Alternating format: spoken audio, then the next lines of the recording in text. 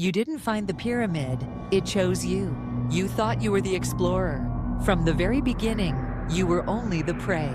The pyramid isn't silent, it whispers to those brave enough to enter. This isn't a journey of discovery, it's a summoning.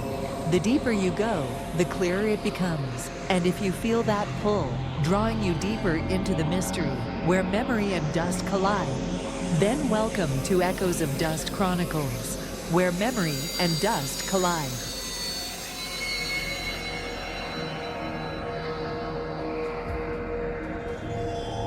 Episode 9. The Erased Script, a link to the lost civilization, Arthur's journey, the puzzle with the missing piece, a farewell and a new burden. I held the ancient golden key in my hand. A cold shiver ran down my spine, but deep within, a searing heat surged.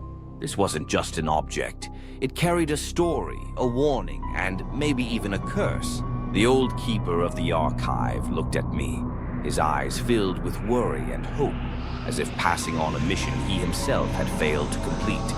He didn't speak another word, just a nod, a silent goodbye, or was it a push forward? From that moment on, I knew I had crossed a threshold. There was no turning back. Every exit had been sealed. The door closed, and something else opened. I stepped outside the door labeled Arthur's Archive. The narrow alley looked the same, but something felt different. The air was no longer light. It was dense, weighted by something unseen. The sun didn't warm me. It chilled me as if to remind me, you've entered another world, one of secrets, of warnings, of dreams. I returned home. The ancient box still sat on the table, no longer just an artifact. It was now a doorway, a challenge. I stared at it, then at Arthur's notebook, and then at the key in my palm. Everything was connected, but the bigger picture, still incomplete. It felt like I was standing before a massive puzzle, missing its final, most crucial piece. And that piece was hidden in a dream, Arthur's final sleep, and the book that couldn't be closed. I picked up Arthur's notebook. The ink was fading, but the madness in his words was clear. It wasn't just a log, it was the slow unraveling of a man haunted by knowledge. His drawings, his maps, none of them were random. Each symbol was a clue, each sketch a fragment of a path leading somewhere ancient, forgotten. That night I fell asleep at my desk, the key in my hand, the notebook resting on my chest, and I dreamt. But it wasn't my dream. It was Arthur's, the forgotten oath in the ancient library. I was no longer me. I was Arthur, wandering through a massive underground library, identical to the keeper's vault. I wore ragged clothes, holding an oil lantern. My face was tired, but my eyes, his eyes, burned with obsession. I spoke aloud.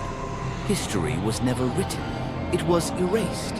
The box is the key to decode it all. Page after page, book after book, filled with strange glyphs, forbidden knowledge, forgotten names.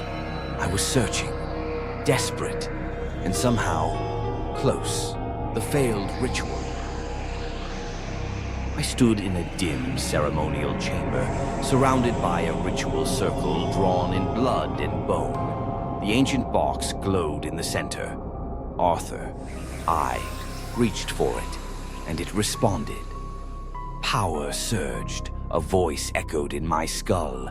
You do not discover the pyramid discovers you. I was being taken over by something older than time. A confession in the desert. Under a star-swept sky, I, Arthur, stood in the desert. The ancient box lay before me in the sand, glowing faintly. A voice whispered inside me, sharp as glass. Which experiment are you? Then louder, authoritative. Open the door.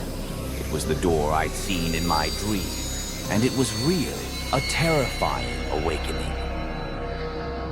I woke up gasping for air, soaked in sweat. The key was still in my hand.